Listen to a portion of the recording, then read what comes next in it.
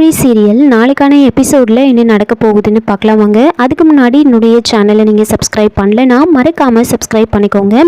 பக்கத்தில் இருக்கிற பெல் பட்டனையும் ப்ரெஸ் பண்ணிக்கோங்க. ஈஸ்வரன் மகாவுக்கு கால் பண்ணி அங்கே முருகனை அரெஸ்ட் பண்ண வந்த போலீஸ் போலியான போலீஸா, மதுரையிலிருந்து எந்த ஒரு போலீஸ் டீமும் திருச்சிக்கு போகலை அப்படின்ற விஷயத்த சொல்கிறாங்க.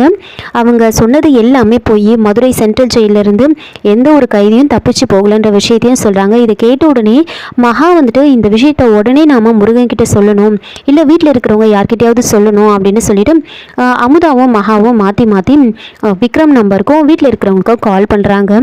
அங்கே ஜீப்பில் போயிட்டு இருக்கும் போது விக்ரமோட மொபைலில் கால் வருது. அப்போது விக்ரம் அதை பார்த்துட்டு, சார் என்னோட தங்கச்சி தான் பண்ணுறான்னு, அவகிட்ட பேசணும், தயவு செஞ்சு கொஞ்சம் ஃபோனை கொடுங்க அப்படின்னு ரொம்ப கெஞ்சுறாங்க. அப்போ அந்த ரவுடி இங்கே பாரு, சும்மா இதெல்லாம் கேட்டுட்டு இருக்காத, அதெல்லாம் யாருக்கிட்டே நீ பேச முடியாது அப்படின்னு ஃபோனை கட் பண்ணிடுறாங்க. அப்போது மகாவும் அமுதாவும் யோசிக்கிறாங்க, ஒருவேளை அண்ணனோட ஃபோனை போலீஸ் வாங்கி வச்சுருப்பாங்கன்னு நினைக்கிறேன், அதனால தான் அவர் எடுத்து பேச மாட்டாரு. சரி நம்ம வீட்டுக்காவது கால் பண்ணோம் அப்படின்னு வீட்டுக்கும் ட்ரை பண்ணி பார்க்குறாங்க. அங்கேயும் கால் போகாது. இப்போ நம்ம என்ன தான் பண்ணுறது, இந்த விஷயத்த சொல்லலான்னு பார்த்தா யாரும் ஃபோனை எடுக்க மாட்டாங்களே அப்படின்னு யோசிச்சுக்கிட்டு, சரி விக்கி அங்கே தானே இருப்பான், நாம விக்கிக்கு கால் பண்ணலாம் அப்படின்னு மகா விக்கிக்கு கால் பண்ணுறாங்க. அங்கே விக்கி புலிமுருகனை மிரட்டி கேட்டுட்டு இருக்காங்க. ஒழுங்காக உண்மையே சொல்லிடு, எதுக்காக அந்த போலீஸ் உங்ககிட்ட பேசிட்டு இருந்தா, என்ன விஷயம்னு சொல்லு, ஏதோ ஒரு காரணத்துக்காக தான் நீங்கள் முருகனை தேடிட்டு இருக்கீங்க, என்னென்னு சொல்லு அப்படின்னு மிரட்டி கேட்டுட்டு இருக்க. நாம் எப்படி இவங்கிட்ட இருந்து தப்பிக்கிறது, அந்த விக்ரமா நாம் போட்டு தள்ளுற வரைக்கும் இந்த விஷயம் யாருக்கும் தெரியாத மாதிரி நாம் பார்த்துக்கணும் அப்படின்லாம் யோசிச்சுட்டு இருக்காங்க. கரெக்டாக அந்த சமயம் பார்த்து மகா கிட்ட இருந்து கால் வருது விக்கிக்கு. உடனே புலிமுருகன் விக்கியை டைவர்ட் பண்ணுறதுக்காக, உங்களுக்கு தான் கால் வருது, எடுத்து பேசுங்க, நான் எங்கேயும் ஓடிட மாட்டேன், நான் இங்கேயே நிற்கிறேன் அப்படின்னு சொல்லிட்டு புலிமுருகன் அங்கேயே நிற்கிறாங்க. அப்போ விக்கி எடுத்து பேசுகிறாங்க. அப்போது மகா எல்லா விஷயத்தையும் விக்கி கிட்ட சொல்கிறாங்க. அங்கே வந்திருக்கிறவங்க போலியான போலீஸு, நீங்கள் எப்படியாவது போயிட்டு இந்த விஷயத்த முருகன் கிட்ட சொல்லுங்க அப்படின்னு சொல்கிறாங்க. இதெல்லாம் கேட்டுட்டு இருந்தா புலிமுருகன் யார் இது, நம்ம பிளானை மொத்தமாக இந்த பொண்ணு அப்படியே சொல்லுது, இந்த குரலை வேற எங்கேயோ கேட்டா மாதிரி இருக்கே அப்படின்னு யோசிச்சுட்டு இருக்காங்க. அப்போது மகா உடனே இந்த விஷயத்தை நீங்கள் சொல்லுங்கள், லேட் பண்ணாதீங்க அப்படின்னு சொல்ல விக்கி என்ன பண்ணுறாங்க, உடனே சரி நாம் இந்த வீட்டில் இருக்கிறவங்களுக்கு இந்த விஷயத்தை சொல்லணும் அப்படின்னு காளிமுத்துக்கு கால் பண்ணுறாங்க.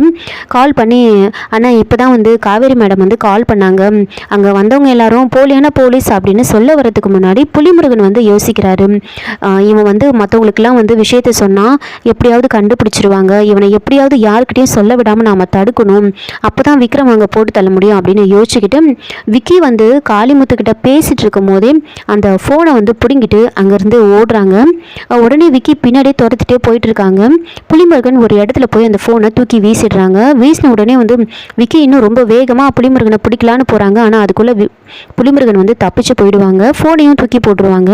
காளிமுத்து என்னன்னு தெரியல, விக்கி ஏதோ சொல்ல வந்தான், காவேரி மேடம்னு சொன்னான், அதுக்கப்புறம் போலீஸ்ட்டு சொல்ல வந்தான், அதுக்கப்புறம் என்ன பேசுகிறானே சரியாகவே கேட்கல எனக்கு அப்படின்னு சொல்கிறாங்க. உடனே செல்வி வாங்கி பார்க்குறாங்க. கால் கட் ஆகிடுச்சுப்பாம் அப்படின்னு சொல்ல, சரி காவேரி மேடம் தானே சொன்னாங்க, நாம் அவங்களுக்கே கால் பண்ணி பேசுவோம் அப்படின்னு அவங்க பேசிகிட்டு இருக்காங்க. அங்கே விக்கி அவரோட ஃபோனை எடுத்து பார்க்குறாங்க.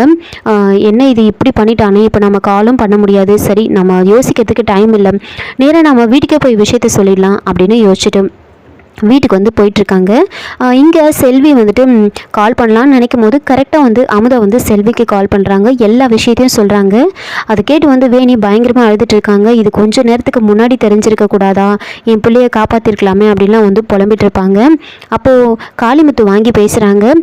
மகா அவங்கக்கிட்ட சொல்கிறாங்க, தயவு செஞ்சு நீங்கள் லேட் பண்ணாமல் உடனே இந்த விஷயத்தை முருகன்கிட்ட போய் சொல்லுங்கள், மற்றதெல்லாம் முருகன் பார்த்துப்பாரு அப்படின்னு சொல்ல, காளிமுத்து இதோ போகிறோமா, உடனே போயிட்டு நான் முருகன்கிட்ட இந்த விஷயத்த சொல்கிறேன் அப்படின்னு சொல்லிட்டு காளிமுத்து நேராக விக்ரமை தேடி போயிட்டுருக்காங்க.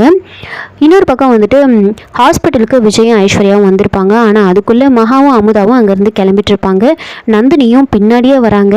நந்தினி பயந்துக்கிட்டே வராங்க. என்ன இது, இவங்க நேராக போயிட்டு மகாவை பார்த்துட்டா என்னை பற்றி எல்லா விஷயமும் தெரிஞ்சிடுமே, அப்புறமா மொத்தமாக சொதப்பிடுமே, இப்போ நம்ம என்ன பண்ணுறது, இவனுங்க வேற அங்கே திருச்சியில் விக்ரமை தூக்குனானுங்களா என்னன்னு கூட தெரியலையே அப்படின்னு யோசிச்சுக்கிட்டு வந்துட்டு இருக்கேன்.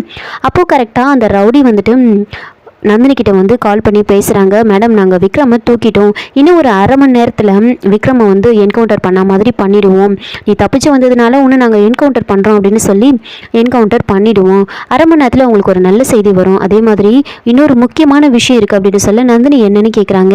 அதை நான் அந்த விக்ரமா போட்டு தள்ளினதுக்கு அப்புறமா சொல்கிறேன் அப்படின்னு சொல்லிட்டு ஃபோனை வைக்கிறாங்க. இதை கேட்டு நந்தினி வந்து ரொம்ப சந்தோஷப்படுறாங்க. இன்னொரு பக்கம் மகாவை அட்டாக் பண்ண அந்த ரவுடிங்க வந்துட்டு போய் ஒரு பொண்ணுக்கிட்ட போயிட்டு நாம் இப்படி அடி வாங்கிட்டோமே அப்படின்னு பேசிகிட்டு இருக்காங்க. ஆனால் அந்த பொண்ணுக்கு அந்த அம்மா கையில் அடிபட்டது பாரு, அதுக்கப்புறமா தான் ரொம்ப கோவம் வந்துடுச்சு, அதான் நம்மளை போட்டு அடின்னு அடிச்சிடுச்சு, என்னமோ அவங்க அம்மாவே அடிபட்ட மாதிரி பண்ணிச்சு அப்படின்னு சொல்ல அவங்க அம்மாவே கிடையாது, அதுதான் அவங்க அம்மாவே அப்படின்னு சொல்கிறாங்க. சரி, இப்போ நாம் அந்த மகாவை அட்டாக் பண்ணணும்னா நந்தினி மேடம் சொன்ன மாதிரி பண்ணால் மட்டும்தான் முடியும் அப்படின்னு யோசிக்கிறாங்க. நந்தினி அந்த ரவுடிங்களுக்கு ஒரு ஐடியாவை கொடுத்துருப்பாங்க, அந்த மகாவை இங்கேயே போட்டு தள்ளணும், ஆனால் அந்த மகா எங்கே இருக்கான்னு எனக்கு தெரியல, அதனால் அந்த மகா கூட இருக்கிற பொண்ணோட நம்பர் வந்து என்கிட்ட இருக்குது, அந்த பொண்ணோட நம்பரை நான் உங்களுக்கு கொடுக்குறேன், நீங்கள் அந்த பொண்ணுக்கு கால் பண்ணி பேசி அந்த பொண்ணு எங்கே இருக்கா அப்படின்னு கண்டுபிடிங்க அப்படின்னு சொல்லிட்டு அந்த நம்பரை கொடுத்துருப்பாங்க. அதனால் அந்த நம்பருக்கு வந்து அமுதாவோட நம்பருக்கு வந்து அந்த ரவுடிங்க வந்து கால் பண்ணுறாங்க.